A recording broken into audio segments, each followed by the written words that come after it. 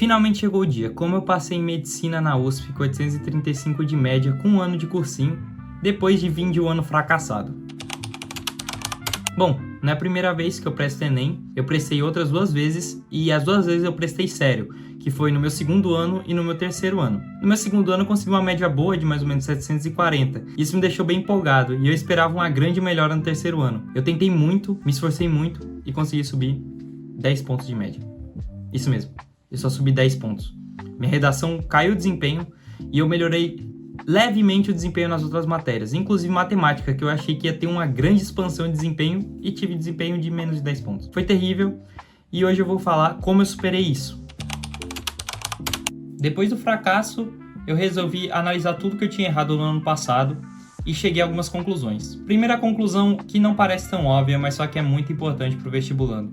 Eu tive um problema psicológico sério. Quando eu tava fazendo a prova, eu tive sérios ataques de ansiedade. Eu cheguei até a ter vontade de vomitar, foi horrível. Isso refletiu em 70 acertos no segundo dia. Um segundo dia que eu esperava ter ido muito melhor. O segundo ponto eram os simulados em si. Eu fiz poucos simulados durante o meu ano de 2023, o meu terceiro ano. E além dos poucos simulados, eles eram muito mal corrigidos.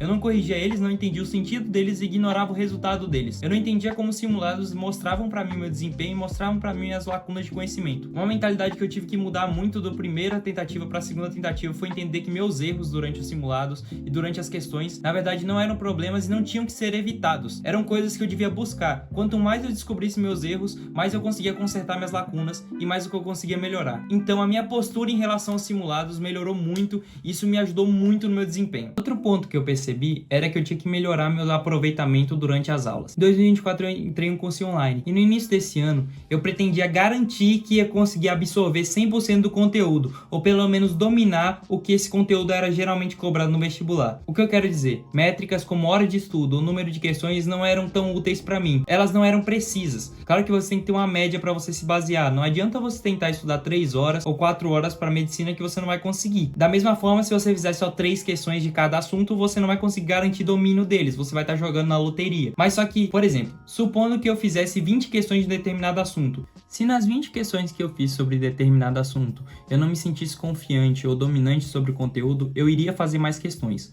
Ou iria resolver a teoria e depois voltar para fazer mais questões até sentir que o domínio do conteúdo estava na minha mão. Da mesma forma, se eu tivesse feito 15 questões e eu acertasse todas, incluindo questões difíceis, eu não ia perder mais tempo naquele conteúdo, porque eu já tinha dominado, eu já me sentia confiante com ele. Da mesma forma, durante as aulas eu tentava evitar a postura de passividade. Eu tentava sempre criar conexões entre os assuntos, entender claramente o que está sendo dado. Eu não podia perder tempo, eu não podia ficar olhando para uma aula e perdendo tempo sem aprender nada. Eu precisava aprender durante a aula. Sobre minha organização diária de estudo, meu cursinho dividia a matéria em frentes, então eu tentava dedicar de 1 hora até 1h30 para cada frente. 1h30 geralmente eram as frentes que eu tinha mais dificuldade. Claro que isso era bem variável. Se o assunto do dia exigisse mais do meu tempo, eu iria dedicar mais tempo para ele. O meu horário era fixo, mas eu não seguia ele fixamente. Claro que existiam muitos imprevistos. Tinham dias que eu ficava doente, tinham dias que eu não queria, tinha dias que eu estava muito cansado e tinha dias que eu precisava remanejar. Ou seja, dedicar um tempo a mais para alguma frente de química e um tempinho a menos para alguma frente de história, por exemplo, ou vice-versa.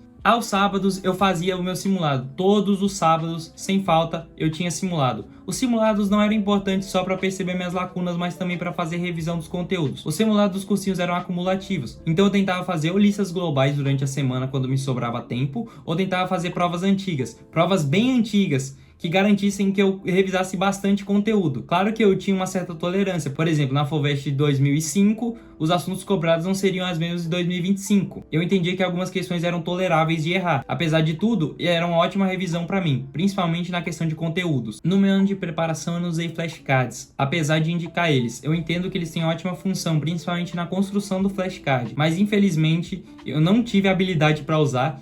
De certa forma, eu sou meio analfabeto digital para essas coisas. Então, eu resolvi só deixar isso para lá e revisar usando simulados. Eu usei bastante simulado e bastante questão como revisão. E tentava sempre ter na minha cabeça um plano sólido de todas as matérias que eu tinha estudado e tentar ver se eu tinha alguma noção delas. Se eu sentisse que tinha esquecido algo, eu revisava na hora. Então, por exemplo, eu lembrava de algum sistema, por exemplo, o sistema digestório. Então, eu tentava lembrar as etapas do sistema digestório, as principais hormônios do sistema digestório, os principais órgãos, onde eram produzidos, por exemplo, ácido clorídrico no estômago. Eu tentava ver se eu conseguia lembrar disso. Se eu percebesse que eu não lembrava, eu ia analisar se essa coisa que eu não lembrava era muito importante ou pouco importante. Se tivesse muita importância, eu costumava revisar. Se tivesse muito pouca importância, eu não revisava. Agora, importância média ou pequena, eu preferia olhar. Ou seja, coisas que tinham baixa incidência, mas podiam cair, eu tentava deixar na minha mente. Eu não queria que nada corresse de errado nesse ano. Não tinha tempo para erro. Por último, por isso eu vou falar só nesse vídeo um pouco de uma área específica. Nos outros vídeos eu vou falar especificamente sobre cada área. Ciência da natureza, matemática, ciências humanas e linguagem. E essa área é linguagens. Eu fiz o curso do professor Felipe Pereira e nesse curso eu aprendi linguagens por habilidades. Isso me ajudou muito. Eu tinha muita dificuldade em linguagens e eu consegui subir muito minha pontuação em linguagens. Mais de 40 pontos, que foi ótimo para minha média. É isso. Isso foi um pequeno resumo da minha trajetória e como eu fiz para sair de 750 de média para 835.